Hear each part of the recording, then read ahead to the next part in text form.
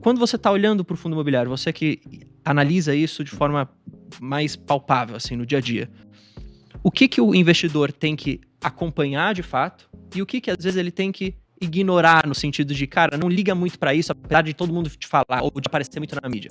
Não sei se deu para pegar.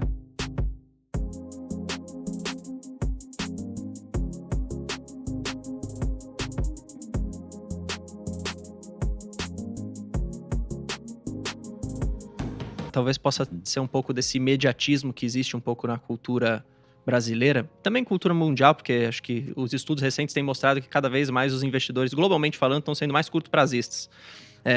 Até tem um estudo nos Estados Unidos que fala do período que os caras holdavam as ações lá, que saiu de anos para meses, e aí isso, no Brasil, quando a gente olha, realmente o pessoal é muito curto-prazista, e eu tenho essa percepção de que o pessoal quer muito ficar tentando acertar o que é que vai acontecer amanhã, com dado que vai sair, com a fala de não sei o que, do país, de quem que vai ser eleito aqui e ali, ao invés de se preocupar, na minha opinião, com o que importa, que é olhar para um negócio que você está investindo, seja um fundo ou seja uma empresa, entender se aquilo está performando, se tem capacidade de continuar performando e crescer, porque invariavelmente, se é uma empresa ou um fundo imobiliário entrega resultado, a minha ideia, pelo menos para o longo prazo, é que as cotações vão acompanhando isso de forma a subir.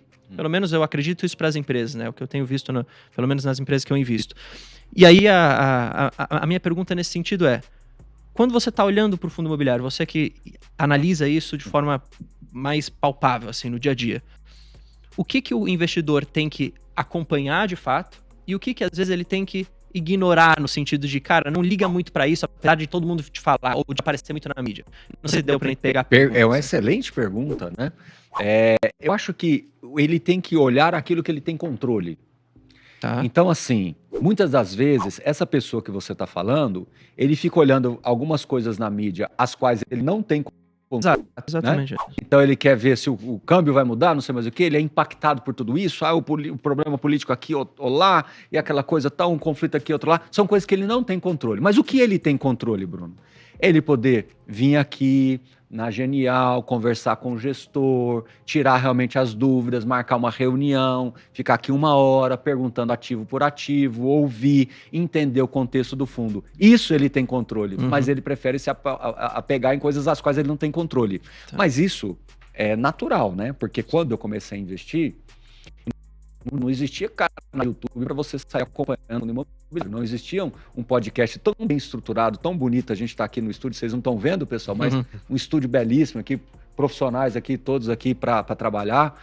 Então, assim, não existia isso. Só que, da mesma forma que naquele momento era realmente uma escassez completa de informação, hoje nós temos um excesso. E aí cabe a esse investidor ter que ativar um pouco desses filtros.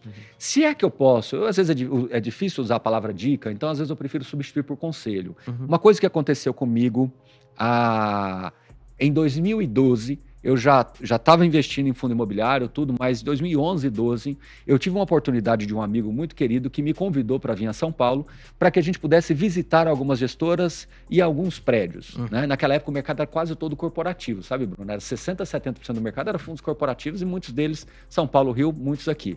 Então eu fiquei, eu acho que de uns 2 ou 3 dias aqui em São Paulo, eu tive a oportunidade de conhecer pessoalmente vários gestores e alguns prédios. Para mim, naquele momento, foi muito importante porque me revigorou toda a confiança que eu passei a ter em fundos imobiliários naquele momento e que foi muito importante para mim, Bernardo. Por quê? Porque logo depois começou-se a falar de crise, de aumento de juros, de recessão, né? Enfim. A indústria de fundos imobiliários ficou estacionada, teve um termo, né? Desculpa, eu não gosto de ficar falando palavras em inglês, mas foi um termo que eu aprendi nessa época chamado de oversupply. Começou a se falar em ter sobreoferta de prédios. Muitos prédios que foram lançados, eles não tinham para quem locar, etc. Então aquilo ali foi muito forte para me sustentar naqueles anos subsequentes em que tudo isso aconteceu. Porque aí eu comecei eu continuei mantendo o relacionamento, conversando com os gestores, e nessa época aí que eu conversei mais ainda, ou seja, isso a gente tem controle. Sim, faz então sentido. esse é o meu conselho para as pessoas, foque no que você tem controle. Não é que você esqueça, eu também não quero sugerir também que você tem que ser um alienado e não ler as manchetes do que está acontecendo no mundo. Eu acho que você tem que entender esse contexto todo, né, saber tudo, mas você não deveria tomar decisões diárias com base nisso. Né? Concordo. Então... A gente estava até comentando, né? Você falou, muita gente, acho que quem está incomodado, né, entrou em 2021, mas tem esse problema, né? Normalmente você não entra direto, né? Você não entra de mergulhar de cabeça com todo o seu dinheiro de uma vez, né? A ideia, tradicionalmente, ninguém aqui é... bola de cristal, né? Ninguém tem a bola de cristal, não sabe se é o melhor momento, tem todo esse ruído, né? Todo dia tem um ruído diferente, né? Semana passada é uma coisa, no começo do ano a gente tava falando de juros caindo, agora a gente tá falando de juros subindo, já tá subindo, né? Então, assim, a gente não tem a bola de cristal e muita gente acabou entrando de cabeça de uma vez, né? Mas o que você falaria pra essa pessoa, né? Legal. Tem, assim, 2021 foi um período, assim, tudo muito caro, né? Depois da pandemia, até um pouquinho antes também, né? Antes de realmente colapsar ali. Muita gente acabou entrando nesses pontos, né? Mas o que você falaria para esse pessoal que tá olhando e falando, pô, acho que eu nunca mais vou recuperar, né? Primeiro, tem que mudar a cabeça, né? Acho que sair desse vou entrar de uma vez e depois nunca mais olhar. Talvez olhar todo dia, né? Que você falou, é uma questão ali, você todo mês tá olhando, reinvestir é importante, né? Até para você lembrar, se você tá reinvestindo, você torna comparável ali com a NTNB, né? Porque aí você realmente vai vendo o valor aumentando da mesma forma, né? Quando você tá reinvestindo é como realmente tivesse lá parada. Perfeito. Né? O que você falaria para essa pessoa? Como ela deve começar a pensar daqui para frente? Às vezes ela ainda não mudou a cabeça, mesmo depois de tudo que você falou aqui, ainda não mudou a cabeça. Perfeito. Não, muito boa pergunta, Luiz. A gente tem que tentar explicar para essas pessoas. Às vezes, da forma como eu estou explicando, talvez não está alcançando, a gente tem que buscar outras formas de explicar para que essas pessoas entendam melhor. Primeira situação. Hoje, se você pegar os dados recentes da B3, que eles fizeram, inclusive, um material muito bonito, se você pegar os dados recentes da B3, você vai perceber que a média de investimentos é R$50 mil. Mas a mediana é mais perto de 3. Então, isso quer dizer o quê? Que podemos inferir que a grande quantidade, a grande maioria das pessoas que investem no mercado, hoje, em fundos imobiliários, são pequenos investidores. Sim. Né? E o pequeno investidor, talvez ele não desfruta, porque não teve ainda a oportunidade de entender um pouquinho melhor desse contexto de ciclos de acumulação. Então, o que a gente tem que falar para essas pessoas? Que, primeiro, quando você começa com pouco, é realmente de pouco em pouco que você vai formando o seu patrimônio. Então, a primeira coisa que precisa falar para essas pessoas que entraram em 2021, 2022, é que elas consigam olhar com mais serenidade para a cota, mas também o rendimento. Essa é a primeira coisa que eu falo. Tenta usar um aplicativo, tenta pegar extrato antigo, tenta que seja para um fundo. Quando você colocar tudo isso, você vai perceber que ou você está ganhando, tá? Em alguns casos você pode estar perdendo, tudo bem, você pode ter feito más escolhas, mas em vários casos você vai estar meio que andando de lado. E aí surge, Luiz, uma palavra muito importante que ninguém poderia esquecer quando se trata de fundos imobiliários, que é resiliência.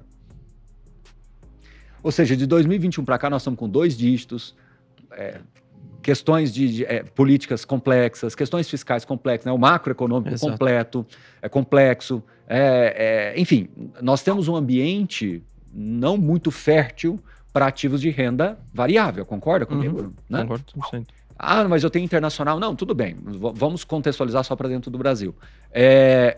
Neste caso, o fundo imobiliário ele criou um colchão que te permitiu não ter uma perda significativa de patrimônio, se você adicionar os rendimentos, e permitiu que, ao longo desse ciclo, você está ainda conseguindo comprar mais cotas. Aí, quando você muda esse entendimento na sua cabeça, você passa a ter um comportamento diferente, que é o que você me perguntou. Então, é o que eu digo para essas pessoas. Mas eu só vou conseguir convencer você, Bernardo, se você realmente me prometer, num final de semana, entrar para dentro do seu quarto e falar assim, não, hoje eu vou ficar aqui por conta disso, enquanto eu não sair com essa resposta. Pega os fundos e faça essa conta. Porque não adianta eu querer falar para você, porque eu não estou aqui para convencer ninguém de nada, de ninguém. Eu estou aqui para... eu falo que contra o cético, o melhor remédio é a reflexão. Então, aquela pessoa que talvez não esteja acreditando, eu não vou simplesmente impor algo para você acreditar, eu vou te provocar uma reflexão, eu vou te levar a ter uma reflexão. Então, faça essa reflexão, faça esse exercício. Pega um fundo que você tem há 3 anos, que você está chateado com ele, porque não sai do lugar, e faça esse exercício, né?